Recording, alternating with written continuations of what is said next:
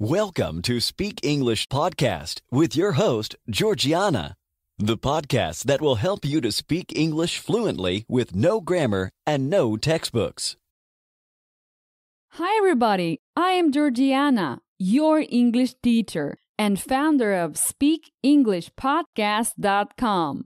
My mission is to help you to speak English fluently. Today, we will talk about finding the perfect home and what you should consider before you rent or buy a house. In the second part of this show, you will improve your fluency with a mini story. I will ask you many questions that you need to answer as quickly as possible. It's like having a conversation with another person in English. Looking for a new house is an important decision, and many people are unprepared for the occasion. But today, I will help you find the perfect home in English. When you want to buy or rent a house, make sure you try everything. Open and shut the cupboards, flush the toilets, and use a measuring tape. Here are a few things to look for on each home tour. First of all, you will need to consider the location and the number of floors of the property. Also, the size of the bedrooms, bathrooms, closets, and storage space. If the house is furnished and includes all electrical appliances, make sure you check out the age and condition of the appliances. Pay attention to the light switches and the number of sockets in each room. And check the plumbing and water pressure in the kitchen and bathrooms. Another thing that many people don't take into account is the house's orientation. This will determine the amount of natural light your house gets. For example, facing east, a house is heated in the morning and cooled during the rest of the day. So make sure you pay attention to this important factor. Although there are so many things you need to take into account, don't overlook any other vital aspects, like noise levels inside or outside the home. Living in a noisy neighborhood can drastically deteriorate your lifestyle. Another suggestion would be that you walk around the entire home and property and pay attention to the age and condition of the roof and siding. Siding is the protective material placed on the exterior side of a house or other building wall. You may want to take a few minutes after the home visit to look around the neighborhood. Pay attention to the details. Are there any stores or restaurants nearby? If the property has a garage or parking capacity, make sure you scrutinize it as well. And during the home tour, make sure to take notes and photos. Why do I say this? It is mainly because we can get overexcited during the home visit, and it's hard to think clearly. That's why it is essential to review the notes and photos taken. Okay, so you have already visited the place and collected a great deal of housing information. Now it's time to give the agent a call. Here are some basic questions you can ask the real estate agent. Is the price right? How old is the home? Why is it for sale? Are any repairs needed? When were the floors last refurnished? What types of heating and cooling systems are available? How old is the electrical and plumbing? After you have collected as much information as possible, take some time to relax before making the decision especially if you're buying. The bottom line is that buying a home requires a great deal of commitment and patience.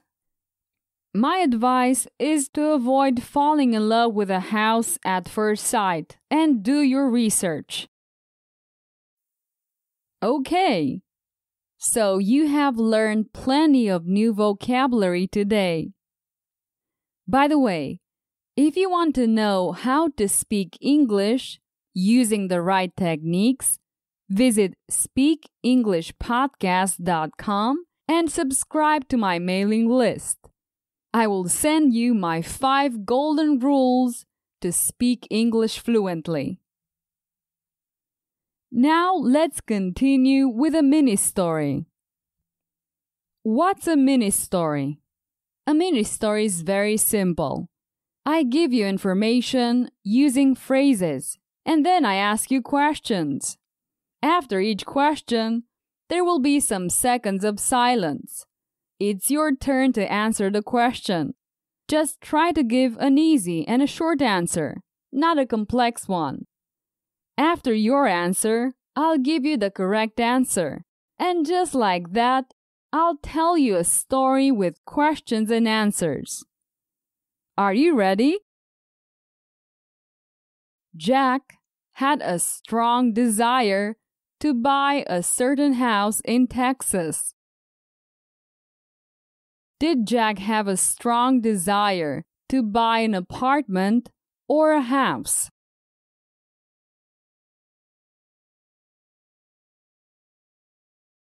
Not an apartment. Jack had a strong desire to buy a house.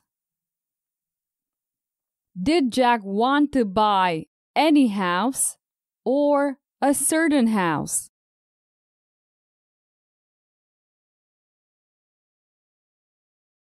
Not any house. Jack wanted to buy a certain house. He had one in mind in particular. What did Jack want to buy?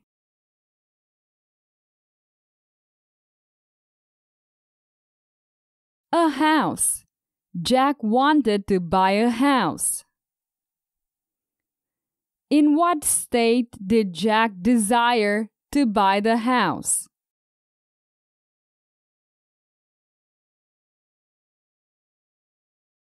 In Texas. Jack desired to buy the house in Texas. The real estate agent gave Jack a free tour of the house so that Jack could examine it. Did the real estate agent give Jack a house for free?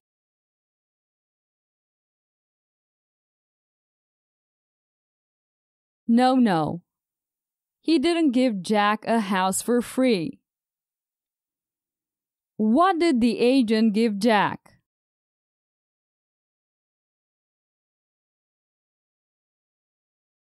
A free tour of the house. The agent gave Jack a free tour. Why did the agent give Jack a house tour?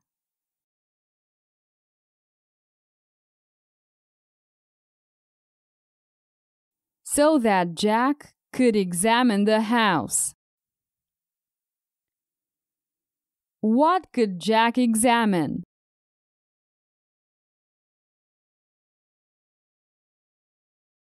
The house. The agent gave Jack a free house tour to examine the house. The house had 2 floors and 8 rooms. On each floor, there were 2 bathrooms. How many floors did the house have?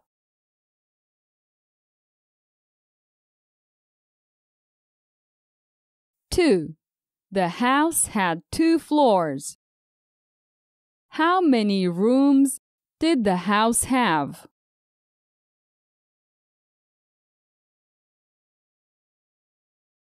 8. The house had 8 rooms. Were there 8 bathrooms on each floor?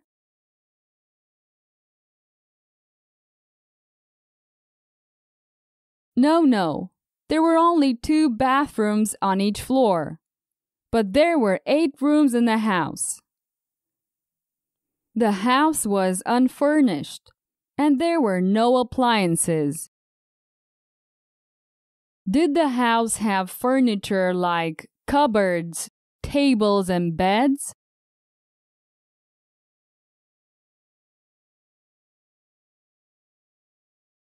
No. The house didn't have any furniture. There were no cupboards, tables, or beds in the house. Were there any appliances?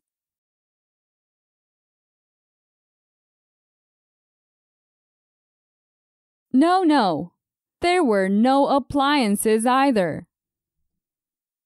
What was unfurnished?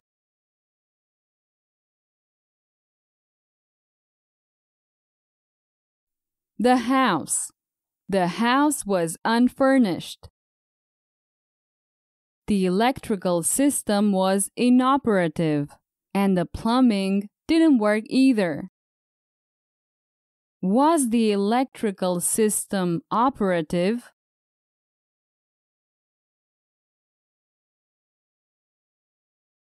No. The electrical system was inoperative. What was inoperative? The electrical system or the elevator?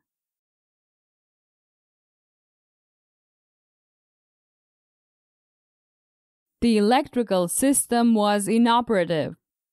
This house didn't even have an elevator. How about the plumbing? Did it work?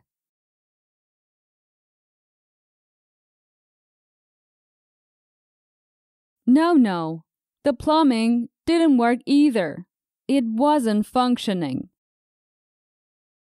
The house was 200 years old, and it was practically in ruins. Was the house brand new?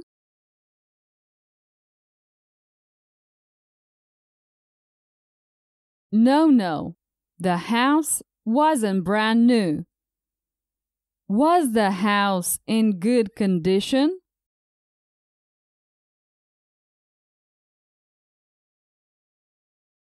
No. The house wasn't in good condition. What was in ruins?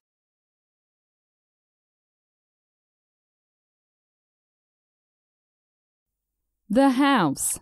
The house was in ruins. How old was the house?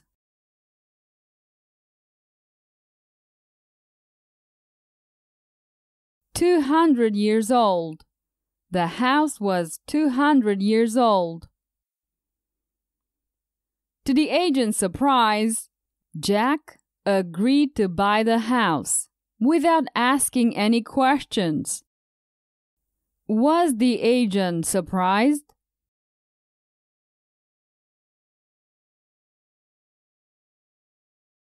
Yes, the agent was surprised.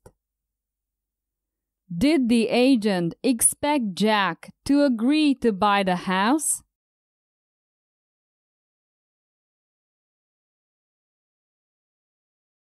No. The agent didn't expect Jack to agree to buy the house. Did Jack ask many questions before buying the house?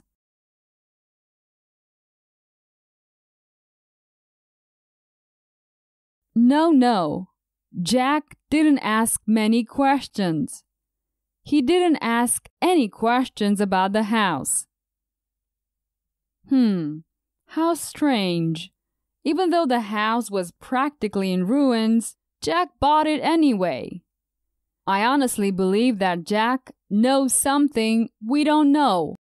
But I suspect he knew there was oil in the backyard. Perfect! It's the end of this mini-story. As you can see, through questions and answers, you can practice and improve your speech just like in a real conversation. It is one of the techniques that I use in my premium courses. I recommend you to take a look at speakenglishpodcast.com/courses. Okay, we have reached the end of this episode. Remember to listen to it several times. It will help you with your English. See you soon. Bye-bye. Did you enjoy today's episode? Get the transcript now at speakenglishpodcast.com.